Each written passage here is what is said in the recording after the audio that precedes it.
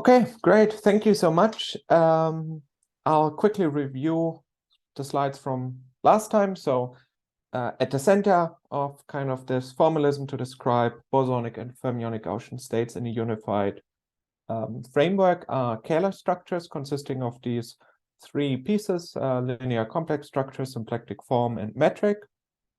And last time, I mostly focused on introducing abstract index notation, which is really just a useful notation to use in the context of describing Gaussian states on the classical phase space that's isomorphic to a 2n-dimensional real vector space.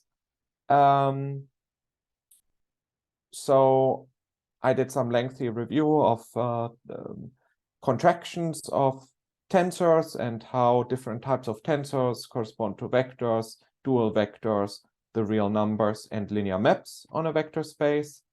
And I emphasized that there are certain special tensors, in particular the Kronecker delta representing the identity map. Then you can contract the two indices of a linear map to get a trace. There's also a way to define the determinant. And you can take functions of linear maps. So all of that is not so much to on tensors, but really just properties of linear maps. Now, there was one thing that I wanted to add to that, and that is that apart, so now let's go to the whiteboard.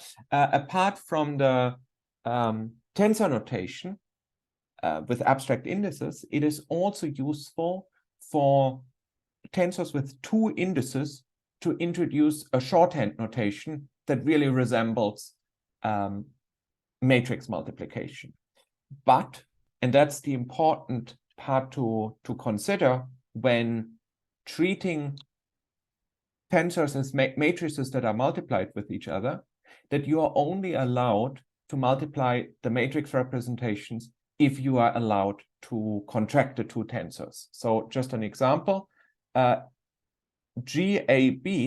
there is no way to contract this with the symplectic form AB, because they are all upper indices. However, I can contract AB with the inverse symplectic form, BC, and now I make sure that the two indices are next to each other that are contracted. So that's the abstract index notation. And in the abstract index notation, of course, the order doesn't matter. So this I could also write as omega BC GAB, and it would be still exactly the same object. In the shorthand notation, I would write this. So let's just call that shorthand notation.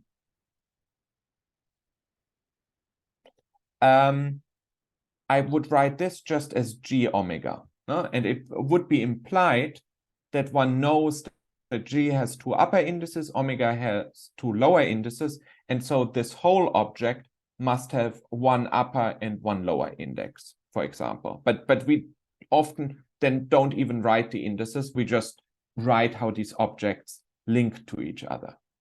Similarly, if I have a matrix, a linear map MAB, then I can just write M or M squared, which just implies that I contract MAB MBC, and so on. Now, one important part is when we need to use the transpose, and that appears in the following setting. Let's suppose I have my metric GAB and I do a change of basis. And if I do a change of basis, by acting with a invertible linear map on it, so one could call it change of basis, one could also just call it kind of like a push forward or pull back. So let's maybe call it rather CD. Then I can write it as MAC MBD, which just means essentially that I rotate each index with the linear map M. And of course, this would not be MMG in the shorthand notation, no? Because here I would not contract indices that are next to each other. So what's a way to make this that indices are next to each other? Well, MAC, GCD, that's nice. These two are next to each other. But then I have MBD, and that's a bit annoying because the D's are not next to each other. And therefore, I just define a new object called M transpose that is not an adjoint map in the sense that it suddenly acts on dual vectors or stuff like that. It's really the same tensor, just that I swap the order of the indices. So I define the transpose of the linear map M, that is the tensor AB, that has the order swapped. So it has first a lower index and then an upper index. And I define it by being really the same as AB or BA. I mean, the name of the indices, of course, doesn't matter.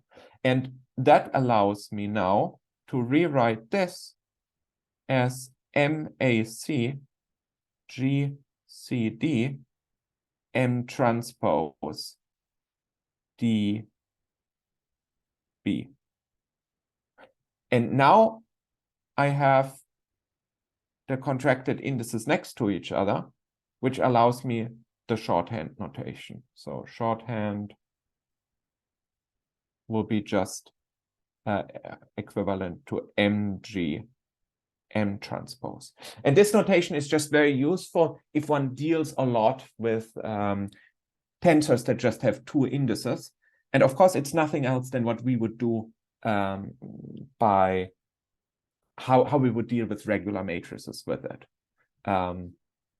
Namely that if we have a bilinear form G and we act on the C index and the D index in the same way, we would multiply from one side M and from the other side M transpose. So that's just some notation that I wanted to fix from last time. Now, are there any questions on that so far? Okay. If not, then we are moving to the next chapter of the notes. That's section 2, and that's the quantum theory. And for that, we start by introducing the quantization map. And that is, so let's do here. 2 is quantum theory.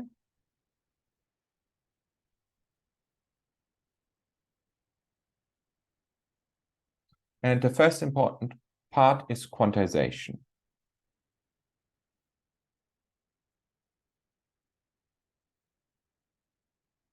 And for that, let us recall that I introduced the object psi A, which was a vector valued map from the vector space onto itself. So it was really nothing else than the object that maps vectors onto itself. So essentially, it was a way to write the identity map, but in a way where I don't emphasize that it's linear. So it really just says that psi A of a vector in the classical phase space just spits out the vector VA.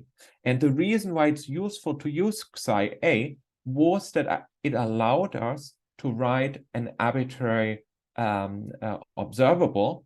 Like if we had an observable, we could write it as a sum of tensors written in psi. So we have F0, which would just be a real number, F1, which would be a dual vector, so a linear observable, so it has an index lower, and I would contract it with psi A of V. And of course, this would give me the observable of V, plus F2 AB psi A of V psi B of V. And if we don't think about the observable being evaluated on a given vector, but really as abstract function, in that case, of course, I can drop the explicit dependence on V and would just write here the observable O is psi, and here we would have psi's. And that's in particular important for fermions, where we remember that these psi's were Grassmann valued. So they, as kind of abstract objects in the algebra of observables, these psi's don't need to be treated as linear maps, but they can just be understood as objects of this abstract algebra, which then, for example, emphasized that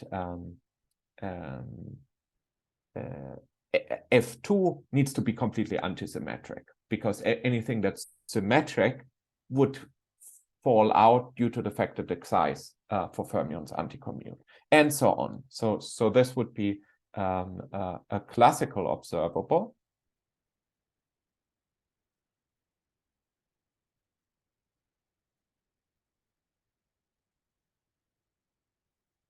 Yeah. And what we want to accomplish is to quantize the system canonically. And for that, we essentially change psi to an operator. So quantization is really saying psi A becomes psi A hat, which is a vector valued operator on Hilbert space. So that's a map on some Hilbert space. And in the notes, I construct the Hilbert space explicitly using Fock quantization to show that there is a unique way to quantize for at least finite dimensional phase spaces, where the uniqueness follows from Stone-von-Neumann theorem, that essentially all canonical quantizations are unitarily equivalent. For field theories, that would not be the case. There are unitarily inequivalent ways to find essentially representation of the algebra on a Hilbert space. But the object that we now have is this psi hat. And of course, what does quantization do? Well, for bosons,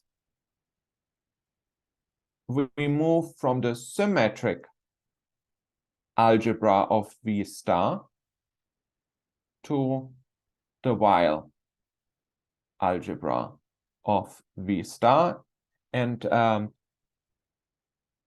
while the symmetric algebra could be understood as being generated by the psi A, the Weil algebra is now generated by the psi hat A, with the requirement such that the commutator of psi A hat, psi B hat is equal to I times omega AB, where if we think of it as an element of the algebra, we could emphasize here an identity that becomes the identity element. And I should say at this stage, I do not distinguish the abstract algebra and its representation on the Hilbert space, because due to the uniqueness of finding such a representation, I just keep them. I just, when I write psi hat, it's the element of the algebra, but at the same time, it also comes with a natural action on the Hilbert space. And for fermions, my quantization takes the antisymmetric algebra, the Grassmann algebra of V star, to the so-called Clifford algebra of V star. And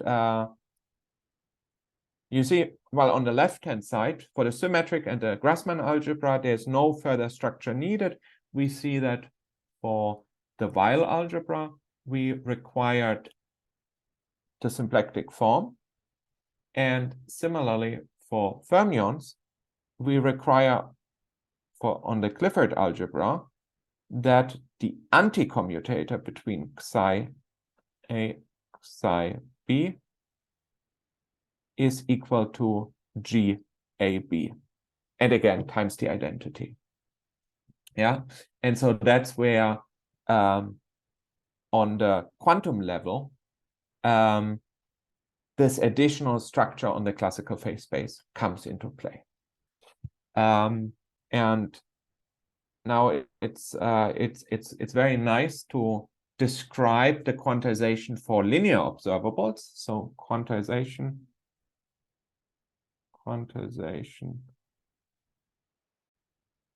of linear observables.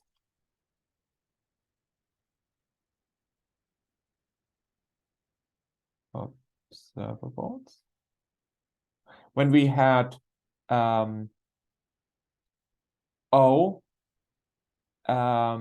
being omega, let's write it like that. Omega, O, the observable O of a vector V being equal to a linear observable. So it can describe it by a dual vector WA contracted with the vector VA, which of course is the same as WA with psi A evaluated on V. This becomes the unique quantum operator by contracting the classical dual vector W with now the quantum operator psi A. And of course, in terms of if I want to describe that in a basis, so that's like a comment in a basis, we would write psi A, for example, in a typical bosonic system as positions and conjugate momentum operator. So we would have Q1, P1, comma, up to Qn quantum operator and Pn quantum operator. Yeah? And if we have a fermionic system, these Qs and Ps, we could still call them Qs and Ps, or we could call them Gs, or whatever name we prefer, but they are essentially the Majorana operator or Majorana modes, where we have exactly two n independent ones. Okay, any questions on this quantization?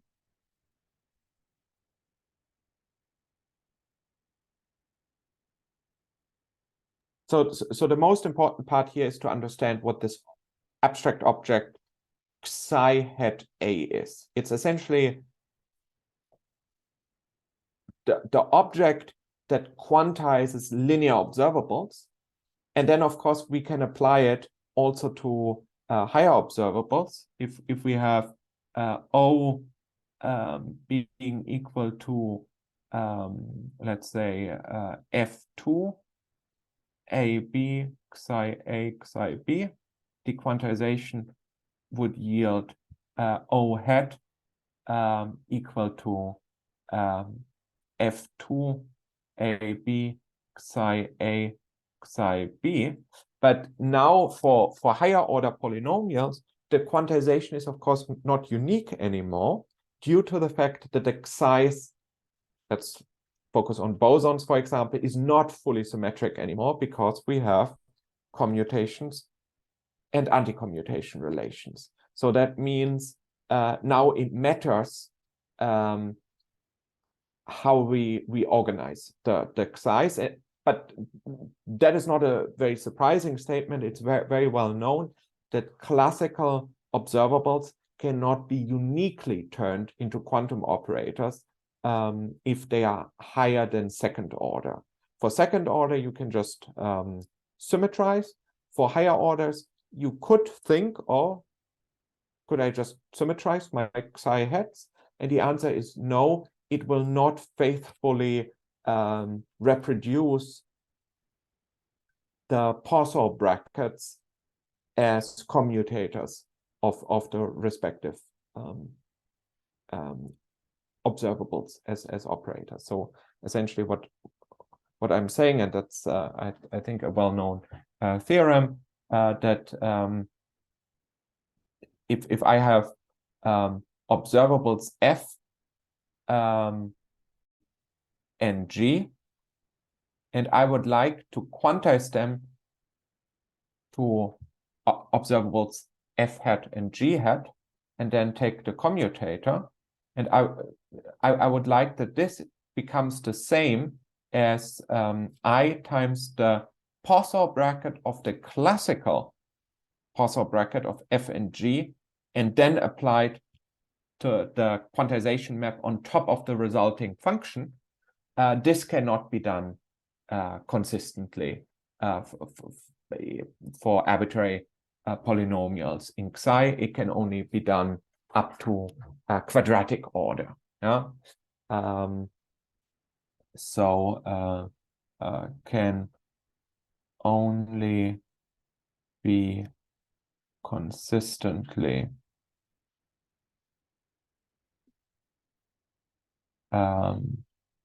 satisfied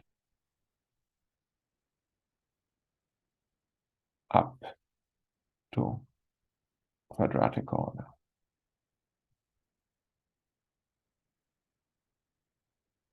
But as I said, that's not a problem. That's just a well-known,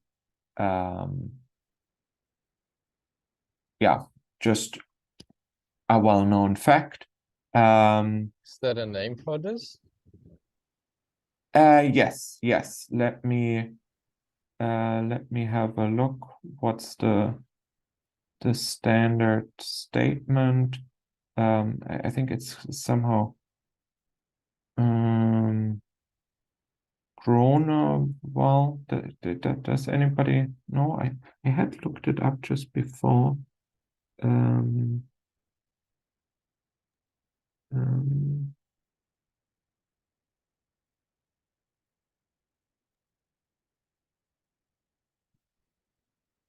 Have it here.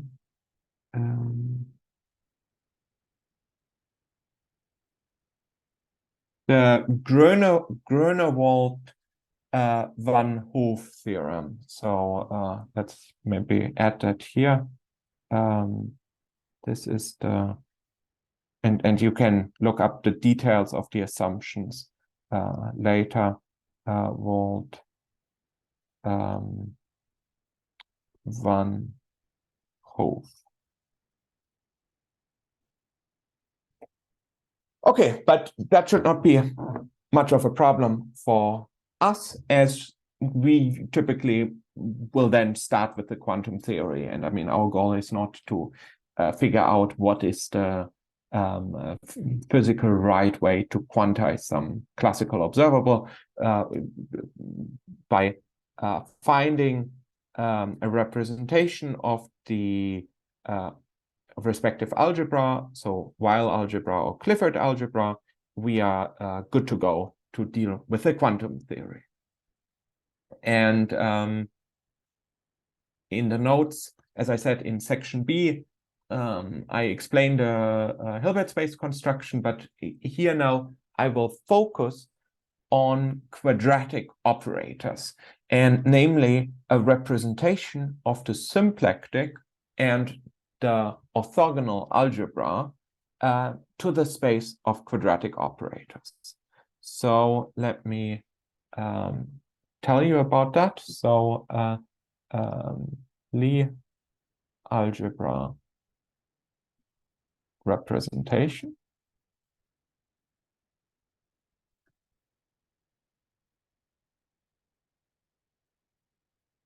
So first of all,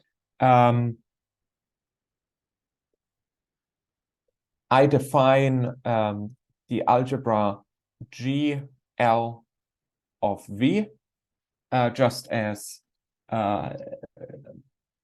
arbitrary linear maps on V. No, that's just the most general set of linear maps. So equivalent to linear maps on V. Of course, this is the algebra to the general linear group on V. And that's, of course, what's the difference between the algebra and the group? Well, for the algebra, we don't require that it's a group, so it doesn't need to be invertible. But for the group, of course, those are invertible linear maps.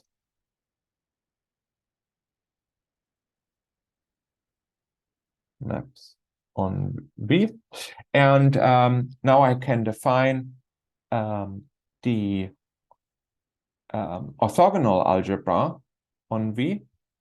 And of course, the orthogonal, well, let's maybe start with bosons. Okay, so for bosons, we would start with the symplectic algebra on V. And the symplectic algebra is, of course, the set of linear maps that are in the general linear algebra from above here, but it's supposed to preserve the symplectic form. So we require, actually, for the algebra, I usually prefer to use not the letter M, but the letter K. Oh, that's a bit thick. The letter K. So, and of course, as linear map, K has abstract index structure KAB. And so the requirement that it preserves the symplectic form means that I want that K omega plus omega K transpose is equal to 0. And the corresponding symplectic group on the vector space V, and here now, because they are invertible, I call them M, element of the general linear group, such that M omega M transpose is equal to omega, that it preserves that. And of course, you could recall here the corresponding index structure at any time. And there's an easy way to relate the two, the algebra and the group, by writing M as e to the k, and then doing the small k expansion to get the respective requirement for the Lie algebra equation. So with that, maybe one of you want to derive the corresponding conditions for fermions, where instead of omega, we will have G, essentially. Do you guys want to have a quick look at that, or is it all completely obvious? Yeah, let's do the calculation. Mirko, would you like to?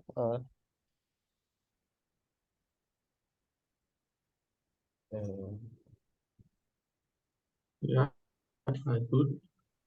All right.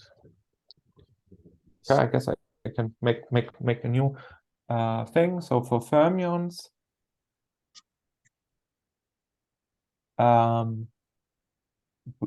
we could start actually with the orthogonal group of V, and then try to get out of this the orthogonal algebra. That, as it happens, is usually called the special orthogonal algebra, because the orthogonal and the special orthogonal group are locally the same. So at the identity, one can't distinguish the two. Mhm. So maybe you could write it down actually, so we keep it equals to O of E. Yeah. Give me a second. Well, I do this, but can I write? You should be able to, I hope.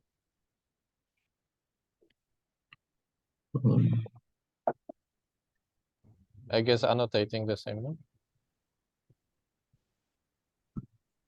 Yeah, I thought so. That's how the white box work. Yeah, perfect. So that's me. Yeah. Just writing down what you said there, that basically the expansion Yes. of orthogonals collapses to SOs. This would be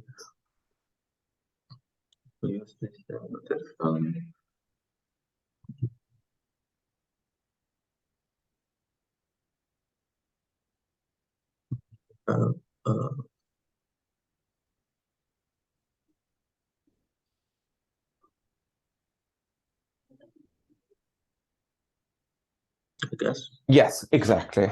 And then just to recall how to derive the special orthogonal condition is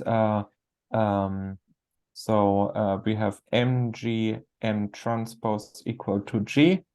Then first step is we replace m equal to e to the epsilon k, and then do the derivative in epsilon. So we have e at epsilon equal to 0. So we have e to the epsilon k g e to the epsilon k transpose. That's something one can check, that equal to g. And now we take the derivative of epsilon on both sides, and then we should get the result that you're probably already have in mind for the algebra. Yeah.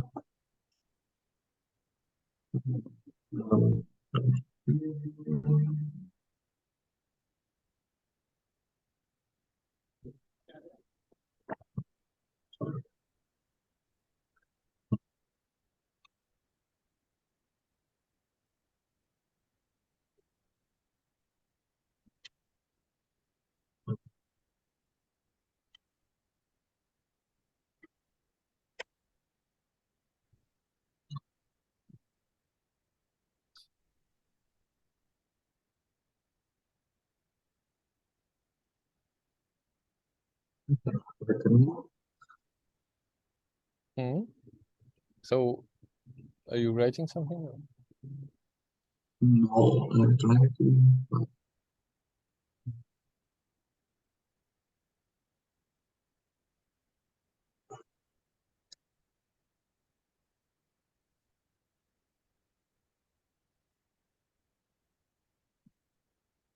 Okay. Yes, exactly. And that's equal to 0 because, of course, on the right hand side there is the g is independent of epsilon. Okay, great. So that was the corresponding fermionic case, and now I can use that to construct a representation. And your intuition should be the following. So this is kind of intuition. And that's now where I also mentioned a little bit physics, that if we write a quadratic Hamiltonian that describes a free system, you may remember that for bosons and fermions, you can completely solve quadratic Hamiltonians as free Hamiltonians using Bogoliubov transformations. And of course, with our formalism, we could write a bosonic Hamiltonian as 1/2, which is just convention, times a bilinear form HAB that describes essentially how different pieces of our Hamiltonian couple, times psi A, psi B. And in principle, one could also have a linear term and a constant term, but for our purposes, it suffices if we restrict to just the quadratic part. And for fermions, we can do almost the same, but in order to make something Hermitian, it is good to write an I/2 in front and then HAB psi A psi B, because we remember that the psi is anti-commute. So if we would assume that the H is real, then then we would need the I in front. Yeah, and here the fermionic one. So let me emphasize that that's bosons, and that's fermions. Then for fermions, HAB must be antisymmetric, because everything symmetric falls out due to the fact that psi A, psi B anti-commute in general. I mean, of course, there could be still a piece that is symmetric, but the symmetric piece would only shift the total Hamiltonian by a constant. So not because that would give us an omega. So H is equal antisymmetric, so minus HBA. While here for bosons, I can assume without loss of generality that it's symmetric. So that we have HAB is equal to HBA. Do you see what I mean? Why in both cases H had something symmetric in it? And in both cases real, or also for bosons? Yes, exactly. And then for fermions there are the hats. Yeah, here I don't write that that it's real, because that's how I introduced bilinear forms on V, that everything is real so far. The Hamiltonian for you is like a quadratic observable, yeah? The HAB is a quadratic observable. Just from the index object, it's in this tensor space. Yeah, and it's a 0-2 tensor. So, but if somebody didn't do the calculation, then they will not know what you mean. But like, if you have your psi symbols, then we could ask any matrix AB to go in, and then we would like to impose that this is Hermitian, right? And yes, and basically that exchanges the operators, and then the statistic kicks in, and at some point it starts removing the symmetric or antisymmetric parts. Yeah, it will not completely remove it, but essentially it will show that the only allowed part is that that you get a shift. So let's just do an example for bosons. Let's assume we had an symmetric HAB, but we add to it an antisymmetric KAB, okay? The small letter KAB. Then, of course, we can write KAB as 1/2 KAB minus KBA. And if I now contract that with psi on both sides, psi AB with hat, and multiply that out, I see that that is nothing else than 1/2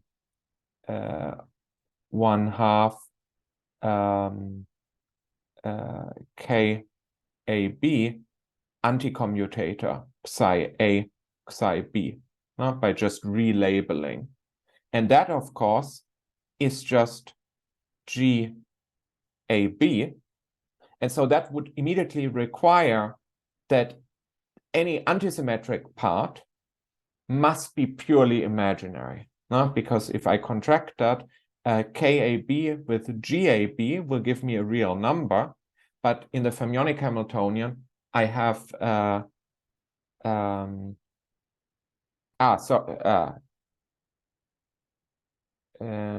sorry, I'm of course wrong here. We're in the fermionic case, so we would get here a commutator psi A, psi B, of course, not the antisymmetric part, and we know that this gives I omega AB.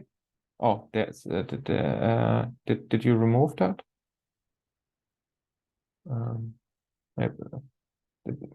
Yeah, let's not delete it. It's fine. So here we would get a contraction with K with omega.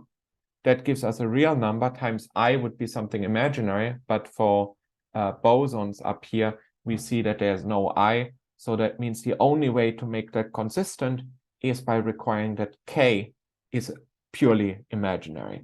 And of course, then what would that do to the total Hamiltonian? It would just add the constant of this commutator, no? And that's of course not particularly interesting. So we don't need to consider it. But I now introduced essentially a way to describe the relevant piece of a quadratic Hamiltonian uniquely by having a bilinear form H, AB, that's either symmetric for bosons or antisymmetric for fermions. So the constants would be of the form just to have, so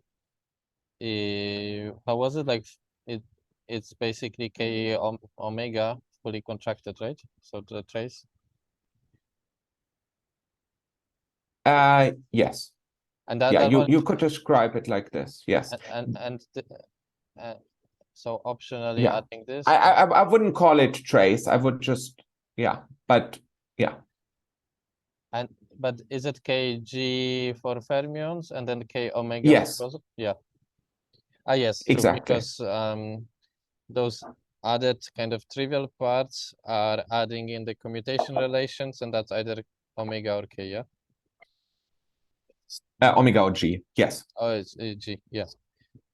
Yeah, if we add it to the fermionic case here, if we added there something symmetric, we would just get through the anti-commutation a contraction of the symmetric part with G. Yeah, but let's not do that. Let's assume that we only have an H part that's symmetric or antisymmetric. Now, of course, we can introduce a unitary operator.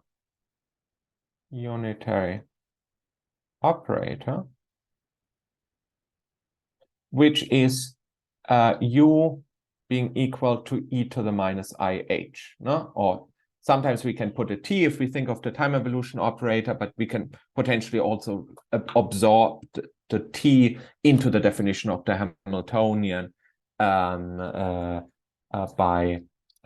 redefining H. It doesn't matter. It just shows that every such bilinear form H induces uniquely unitary operation that is the corresponding time evolution operator.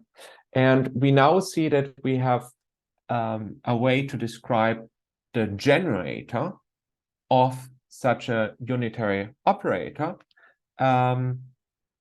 by having H. So let's recall that we introduced H as being 1/2 HAB psi A psi B. So I just repeat from last time. And for fermions, we have I/2 HAB psi A psi B. So bosons, fermions. And what I'm now claiming is that such a unitary operation actually leads to a very nice representation of the groups that we just introduced. So representation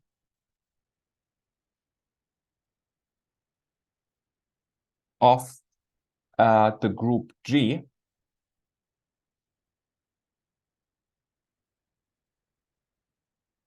which is for bosons the symplectic group on V, and for fermions it's the orthogonal group on V. Now, how can we see that? Well, the claim is the following: U dagger psi A, U, what is that? Well, this U is clearly a very complicated polynomial in xi's. Now we have two xi's in H, and then we take the exponential, and of course the exponential will yield arbitrary powers of these xi's. So it's a very complicated object. And in general, we would expect that this whole thing is a very complicated operator in Hilbert space, nesting arbitrary orders of xi's. However, as it turns out, one can show that this is nothing else than a matrix applied to a single psi. Yeah? So essentially, the unitary operation just rotates my psi operator within the vector space of the xi's. Now, if we think of that essentially being isomorphic to the classical phase space, then applying a unitary transformation generated by a quadratic Hamiltonian just performs a rotation or change of basis of our classical phase space by a linear map M, where M is element of our group. And that's the next question for you. A little bit of interactivity. So little exercise. Find M for bosons. So yeah, so I'll just write that, copy that here. U psi A U equal to M A B psi B, where U is equal to, and now I'm doing it for bosons, so it's minus I over 2 times HAB psi A psi B. Who can use this to calculate M? And of course, what should it depend on, this M?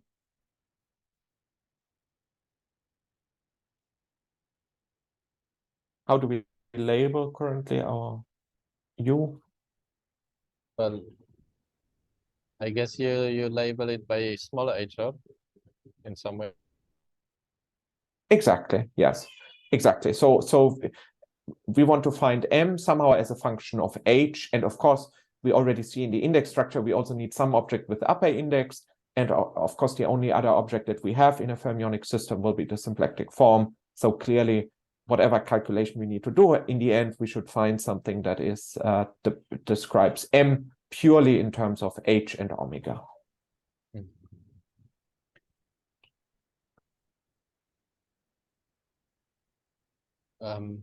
Any ideas, or do you?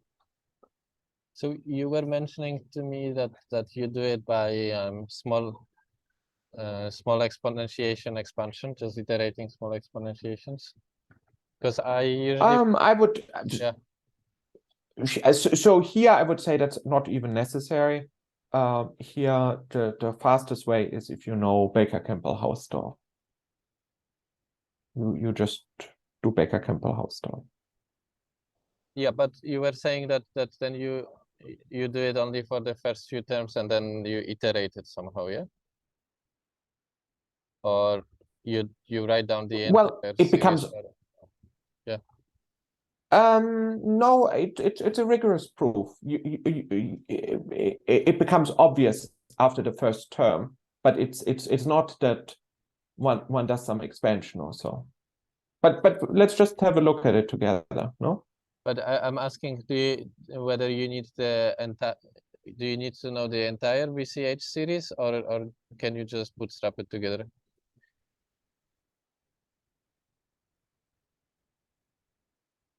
You need to know the definition of BCH, yes. Okay, then I don't know the I BCH can tell formula. you, no? Like, so I don't know the BCH. okay. So BC, if we have operators, so now I need to make sure that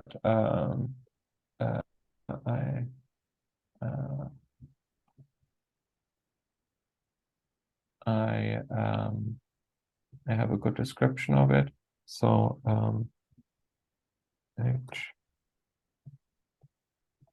I just want to make sure that I don't screw anything up.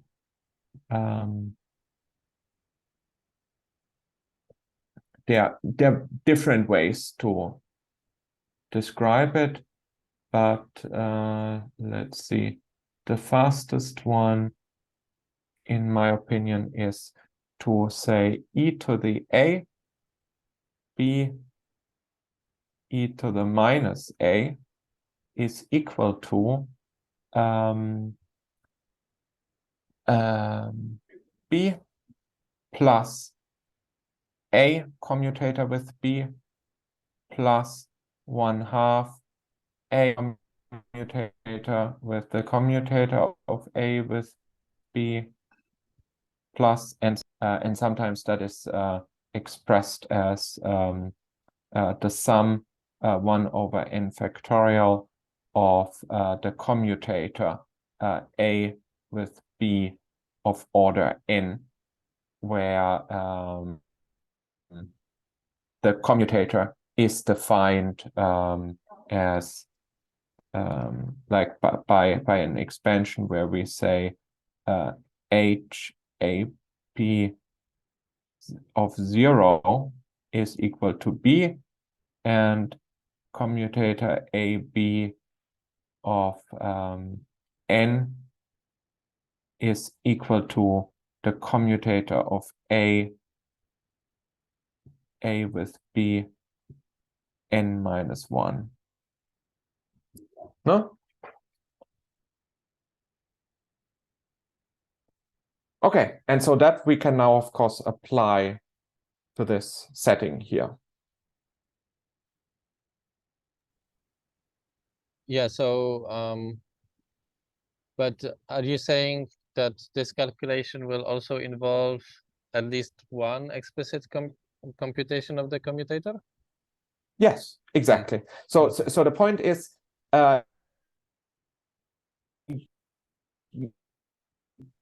it suffices to look at the first order, and from that one can rigorously derive any other order immediately.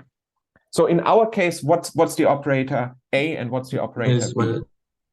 The higher order will all vanish, right? Pardon? The higher order commutators will vanish. No. They will not vanish. They will all play a role, but the point is, it will become trivial how to work them out. It's a good exercise. Let's do it.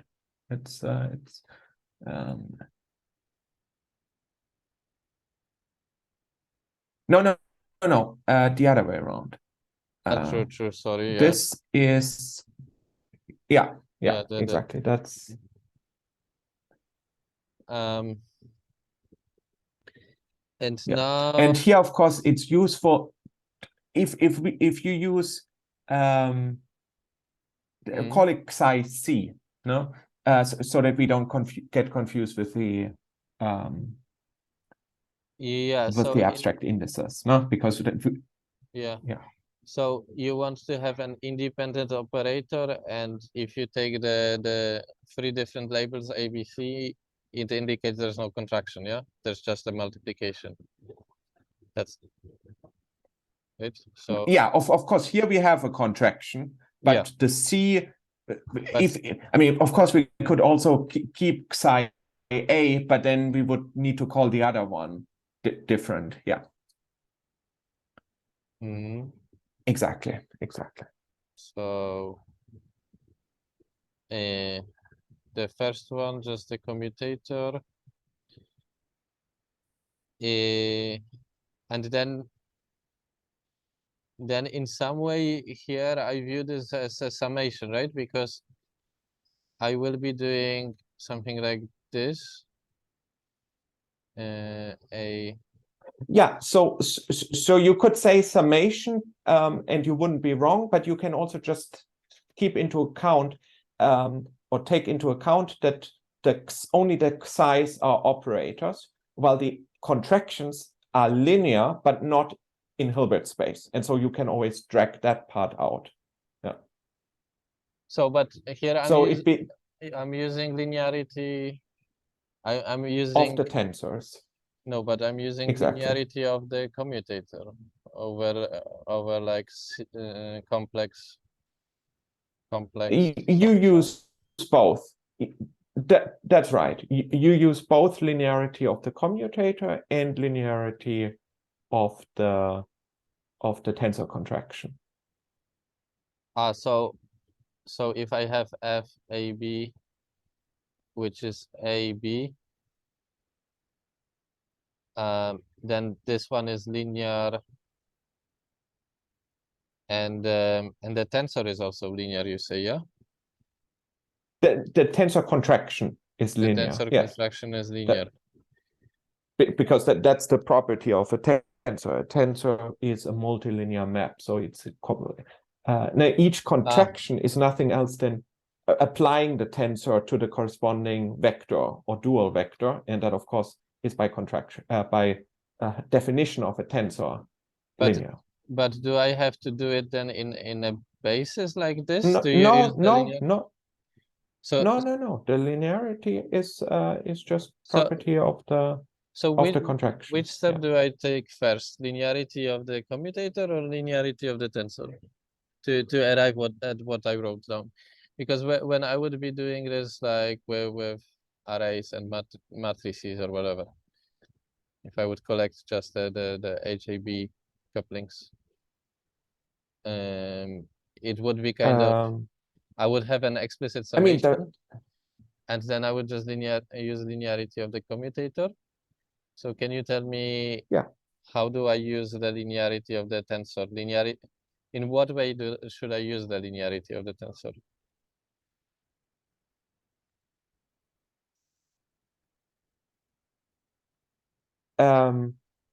Well, essentially the way you just described it.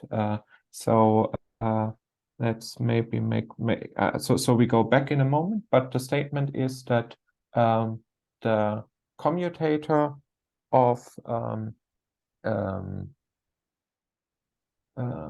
some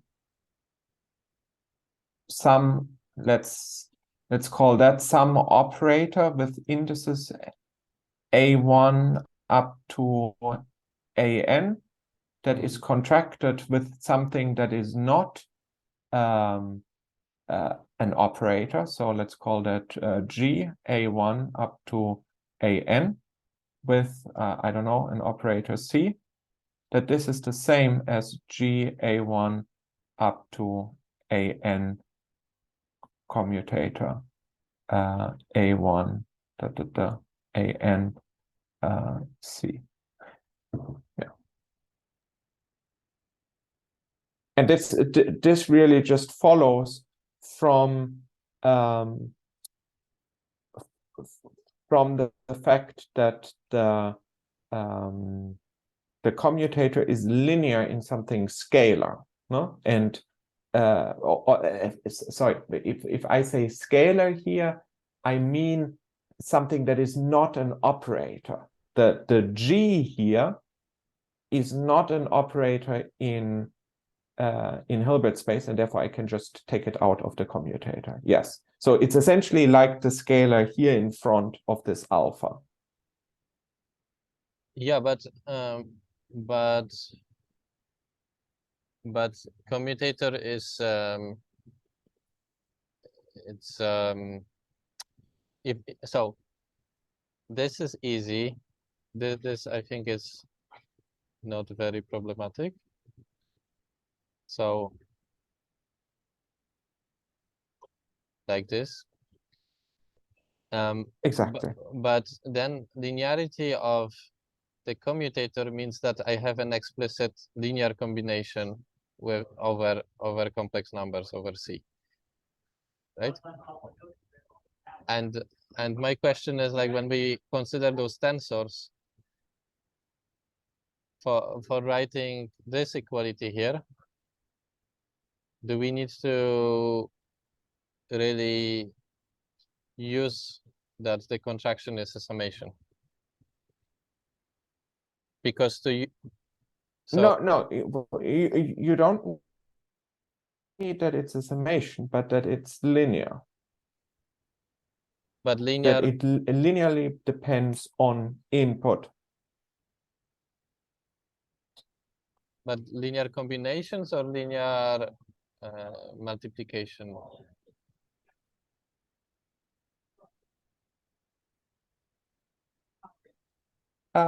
You need that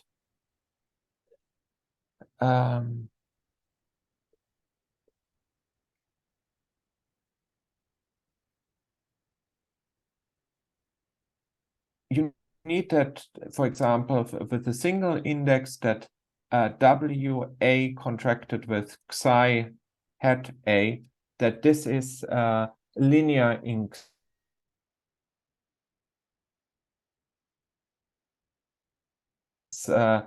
it's also in the of linear combinations, no? In the sense that this is if you write WA being equal to XA plus YA, then this is the same as XA contracted with Xi A plus YA contracted with Xi A. Huh? So if that's what you want with linearity. Yeah. So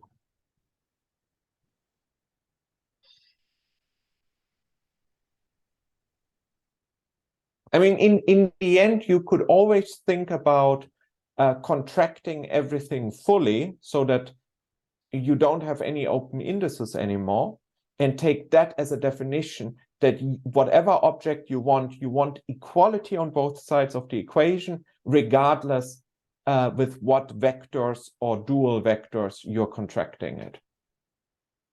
As long as you do contract on both sides with the same vectors and dual vectors on the respective indices. yeah, I see. So you're already working it out. Okay, fantastic. That is all correct. wait, we can Yes. keep Hyuk-Jung a little bit more. There is just I can yeah. remove the boxes Okay. later, yeah. Okay. Yes. Yes.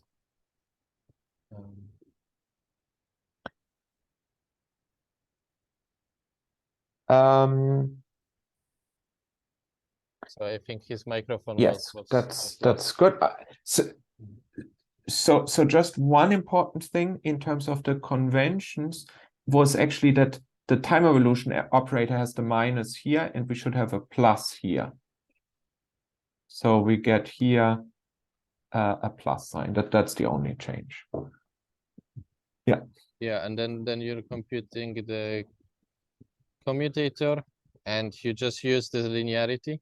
But Lucas, when I say linearity for the commutator, then it involves a summation. And when we speak about the contraction, we said it's not necessary to view it as an index summation. But if I don't, that's right. Yeah. but if I don't have an explicit summation, I cannot use the property of splitting on summations. Do you see my point? Splitting on what? So the commutator splits into parts when it's linear, yes? Yes. But if we don't speak of tensor contraction as summation, then how do we know that an abstract contraction is linear? Or Oh, by the definition of the I mean, can you show me the explicit equation that you're looking for right now? Because I'm wondering if it's maybe necessary to somehow write I'm writing in white. So you wrote something like this, GA psi A is, for example, WA psi A plus VA psi Yes. B.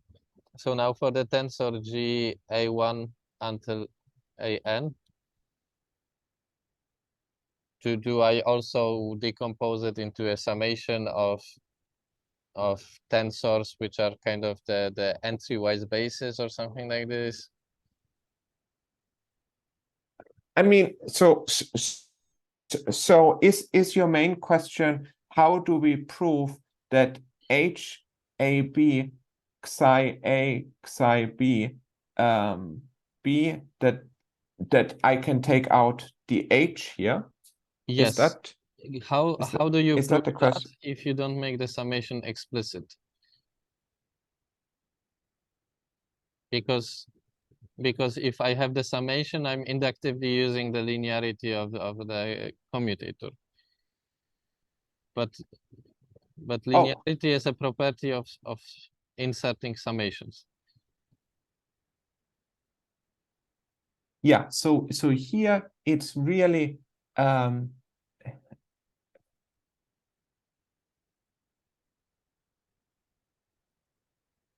okay, what's the best way to explain it? And I'm wondering if it's not necessary to make the computation in some basis. In the monomial basis where you define A B as psi A psi B. Yeah. And so then I would say I would say the easiest way here is really just knowing or introducing as a definition of the abstract index notation as being linear in this way, like interacting with any other linear objects, such as the commutator. Essentially, whenever something is linear in the sense of summation, it's also linear in the sense of abstract index contraction. And of course, you could prove that by going into a specific basis, showing that you can do the calculation in one basis and that you can do it in any other basis, and the contraction essentially becomes something basis independent. Or you can think of it to remember that it has this property that it can be represented in a basis in that way. But I would really say, from a more abstract perspective, it's really just a property of these tensor contractions. I'm sorry, but I'm not fully fine with that, because if I have the operator algebra over Hilbert space, then linearity of the commutator in some way is a derived property of the multiplication. So it's not an axiom. And when you tell me, okay, define abstract index notation as, you know, splitting over the linear operations the way you said it, it sounds a little bit like an axiom. So that's what I'm wondering. Just to learn a little bit more about the abstract index notation as opposed to regular tensor summation with Einstein notation. But Okay. Let me see if I can. if you If find it interesting to more. discuss that, we can go back to it. But Seok-Hyung very nicely wrote down everything, so maybe we should actually do the comment on this. Sorry if I'm kind of derailing the discussion. Yeah. Okay. So we have the commutator with size, and then what I was asking about, just using that property, and then splitting the commutator into linears. And when we have linears, we can use the definition of the omegas. And now we have to be careful about the indices, the right order, but this is the definitely the right order. And that's what people call C number, like a complex number, no? It becomes proportional to the identity as an operator. So Lucas, do you insist on putting the identity here? Not too much. No, but you, yes. you don't need to, because the identity multiplies into the size. So the xi carries the end. Yeah. So no need. That's right. Nice. Yes. Okay, and then we have to be careful about the symmetry and the two cancels. So now we got a tensor that goes in the first index here and second index here. Yeah. So this is absolutely fantastic. There's Very just nice one handwriting. thing. Yeah. No, it's absolutely correct. There's just one nice thing where we can use the fact that we would like to write it in the shorthand notation is we could exchange the indices C and B. So we define, rather than minus omega with this contraction. No, let me do it. So something weird. You tried to erase, so if you undo it, you will get the box Can... back, because the box was in the background. So try to undo, because you tried. I have no idea how you tried... did it with the box. No. I did the box. Yeah. Oh, I see. When you undo it, yeah, because if you touch with the eraser, we lose the canvas. I see. So I could just draw over it. Yeah, perfect. Okay, fantastic. So essentially what I wanted to say is just slightly more elegant in terms of the notation, but really just a minimal change. Let's define K A B as being omega AC HCB. Okay. And then with this, M is equal to e to the k. So all the derivation was perfectly correct. It's just even nicer if we change the order of the indices and introduce the object k. And with that, let us quickly prove that k... Sorry, you want to go back? No, so I don't know, but it's clear that it completes the thing, because you spent some time on the previous pages to define the Lie algebras. So now we get the exponentiation of the k, right? So yes.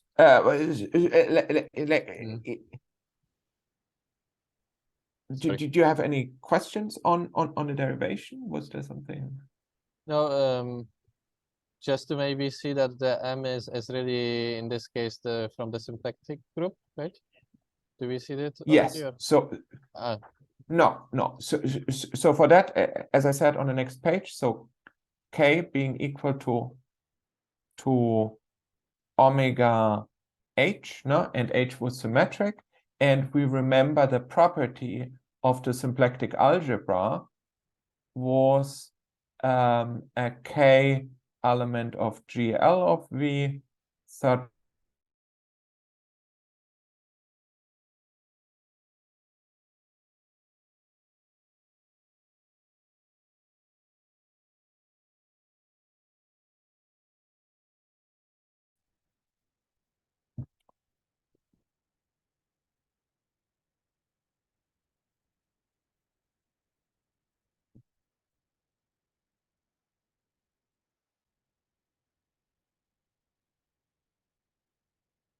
I mean, the only important thing is that K transpose is, of course, Minus. H transpose times omega transpose. Now, this is itself, in terms of the index structure, symmetric. So H transpose equal to H, but omega, we remember, is antisymmetric. So this will be minus omega. So therefore, this is minus H omega. And so if we plug that in there, we find that we have omega H omega plus omega times minus H omega. And that, of course, is equal to 0. And of course, we could all write that with abstract index notation as omega AC HCB B D plus omega AC minus HCB omega B D equal to 0. So indeed, we have a simplex algebra element, and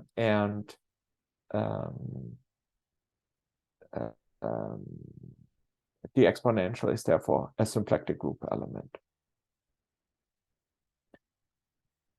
Yeah, and of course here it's a really so let me just emphasize that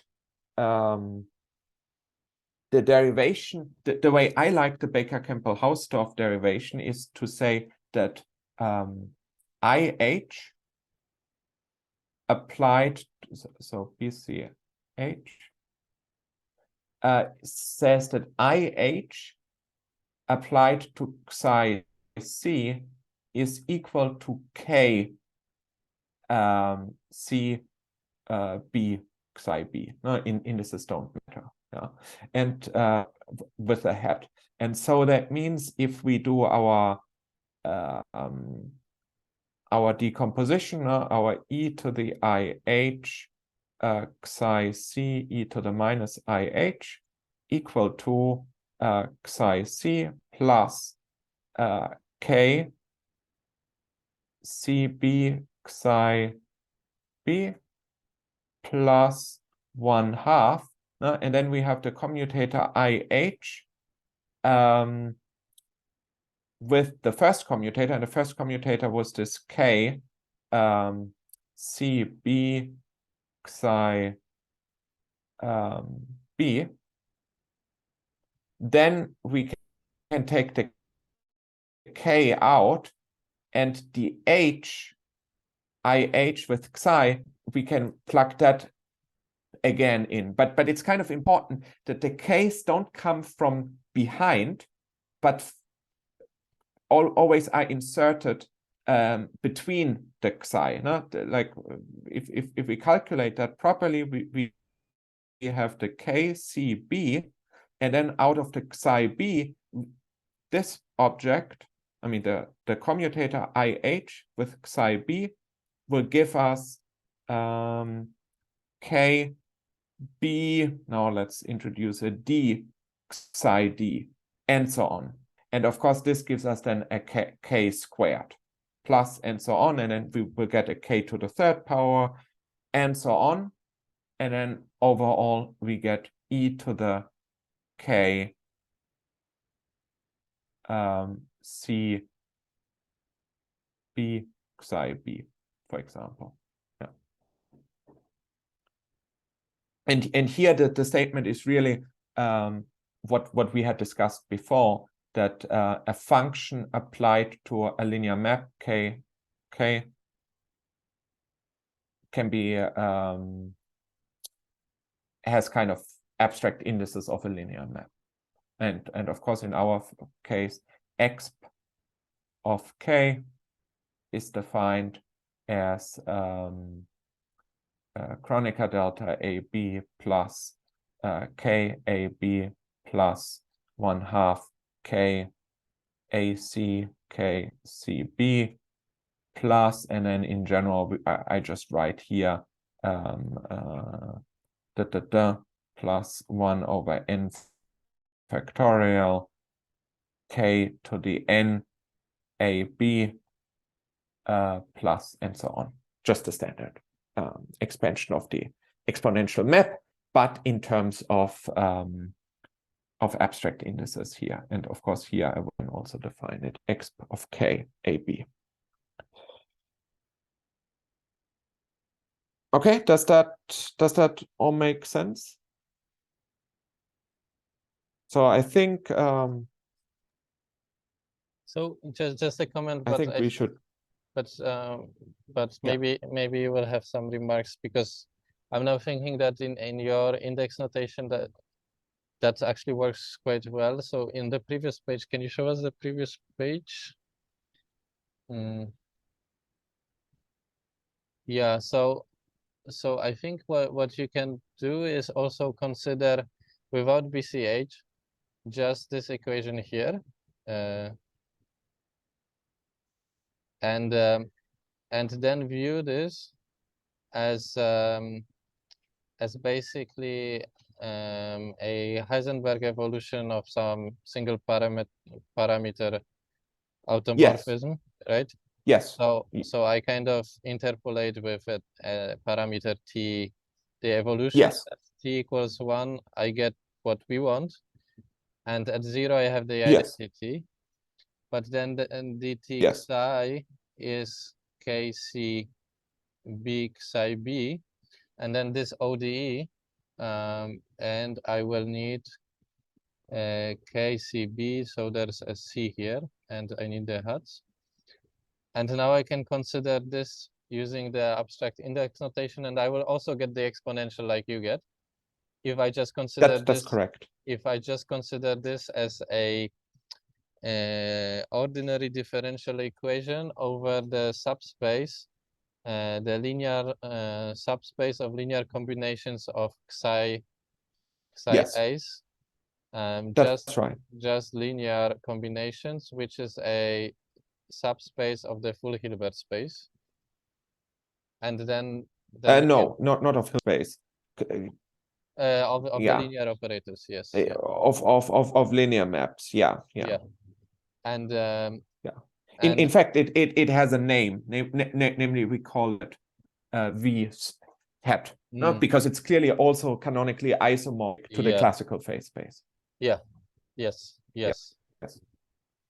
And then I can consider the convergence inside of this subspace, and see that I get a solution of this ODE if I consider a EK, and then psi, applying this to this psi C, where with and how KC, yes, exactly this object here, right? So yes, that's correct. Yeah, and here I like it because the index notation makes it kind of clear in which subspace we are and so on, because like this kind of contraction stuff is quite explicit here. Yes. Yeah, you can do it like that as well. Yeah. Okay, so that works quite nicely here. Okay, so sorry for the interruption. No, I mean, I'm almost finished, but just everything here I derive for the unitary representation because it's nice to understand how it works on the level of the group representation. But we can, I mean, here essentially we had this relation between the Hamiltonian that was encoded by H, Hamiltonian being 1/2 HAB by A psi B, psi B, and for fermions I/2 HAB psi A psi B, and somehow we have a duality or one-to-one correspondence to a Lie algebra element KAB being omega AC HCB for boson. And if one repeats the same analysis and calculation using anti-commutation relations for the exponential in a fermionic system, one finds the same relation, but now KB is, not super surprisingly, the same, but with the metric rather than the symplectic form. And of course, here H will be antisymmetric. And this is something I just want to emphasize, that many people who write fermionic systems, if they are in a standard basis of Majorana mode, their G is just the identity, and they don't really see that K and H are mathematically two different objects, no? Because if you just wrap them as a matrix, you don't see that one is a linear map and an algebra element, while the other one is this antisymmetric bilinear form, H. No? But the abstract index notation here makes very clear what the objects are. And one you need is a bilinear form. You need K to be a bilinear form in the sense that it will be somehow contracted into the size. So we had the... No, K we need to be a linear map in order to be a Lie algebra element, and also in order to take the exponential, no? Because we want to take powers, and that we cannot take powers of H, because bilinear form doesn't make mathematical sense. Okay. To multiply it with itself. So basically the index notation allows you to somehow go from something which is kind of like a matrix to linear maps. Well, essentially abstract index notation helps you to keep track, to always remember what mathematical object you have in hand. And it avoids that if you happen to do your calculation basis where, for example, H and K are represented by the same matrix, because you're in a where G is the identity, that you confuse the two. Because then you might derive a relation for H, but then somebody else goes into a different basis, for example, a basis not of Hermitian Majorana modes, but of creation and annihilation operators. And in that basis, of course, the relation will not be true anymore. And then you would need to rederive the relations in this other basis. And indeed, there are authors who essentially write the equations, one in that basis, in the basis of Hermitian Majorana modes, and then write the same equation in a different basis. And what I'm saying is, you can easily just keep track of what the basis independent equation is. And for that, you just need to know what the objects are and how, in particular, G and omega come in. And if you do that, everything kind of fits together. Now, the other thing I just wanted to say is that actually the corresponding generator of the unitary, so generator, was minus IH, no? Because that was what we put into our U. Now we had U dagger psi A U, where U was equal to e to the minus IH. And so therefore it is natural to call minus IH hat the quantum operator of K. Yeah, and that gives us a more precise duality, namely, we can get rid of H. We have an algebra element, no, in our Lie algebra, which is the orthogonal or symplectic Lie algebra, and we can move that to the quantum operator K hat, which is equal to minus I over 2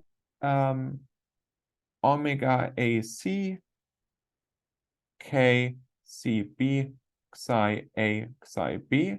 And similarly for fermions, we would have 1/2 G AC K CB psi A psi B. Which now uses the inverse symplectic form omega and inverse metric G. And now we have really a duality between, or no, correspondence of the Lie algebra. And it's easy to check that this satisfies the condition that if I take the commutator of K1 hat, commutator with K2 hat, that is the same as taking the matrix commutator of the Lie algebra elements, no, represented as matrices. So here I don't take the commutator of operators, I take the commutator of the matrices K1 and K2. No? So this object would have indices A, B, and then I apply the quantization scheme described here. And what does it show? It shows that my space of quadratic Hamiltonians implements a representation of the Lie algebra. And then if I exponentiate, I get a representation of the corresponding group with the subtlety that it may happen that it's not like just a standard representation, but it may turn out to be a projective representation, no? Because just if the Lie algebra matches and you then exponentiate, you can still get potentially a double cover of the group or a multi-cover. And that is actually something that happens here. So if one is precise, one finds that so Lucas, what you wrote down, sorry, what you wrote down is like putting the hat, which is quantizing, is actually a Lie algebra homomorphism, yeah? That is correct. So, yeah? Yes. For quadratic operators, yes. Exactly. And I constructed it here explicitly, and it's a short exercise to see that that works for both bosons and fermions. And then as soon as we identify that it's a Lie algebra homomorphism, we get this subjectivity question. But otherwise, this is already going through. That's all we need to understand that this is really a representation, then, yeah? Or? Yeah. Or do we need something more? Yeah. I mean, we would still need to check if it's a regular representation or projective representation. And that is something that we can look at next time, where we recognize that that essentially U being e to the k hat, that this is a representation, that's a projective representation. Projective rep of the group G. However, it is a regular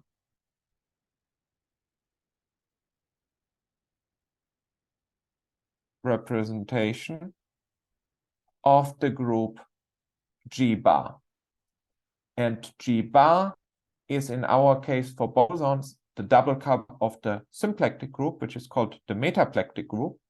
And in the case of the orthogonal group, it's the double cover, and that's called the pin group. No? In the same way as the spin group is the double cover of the special orthogonal group, the pin group is the double cover of the orthogonal group. But that's something we will look at next time. So that was like the teaser. Okay, I think we are definitely way over time. So maybe I should just briefly go through all the notes, and maybe I don't know, maybe I should just take some pictures that I also have next time. All my slides saved. So I will just go through them. If you have any questions, let me know. I already had my questions. That was nice. Okay. Yeah. So Kyung is writing in the chat because he doesn't have mic. Okay. He's also happy. Thanks, Lucas. Okay, perfect. Yeah, I hope that you like the formalism and will find that it's useful. And I think that already kind of demonstrates that you can write down the properties of the mathematical objects that you're dealing with in a very clean way. I think you have the omega, G, and now K, and so on.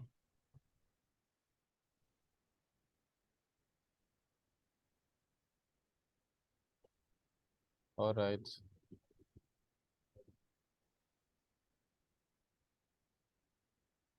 Okay. Yeah. So thank you, Lucas. Thanks so much.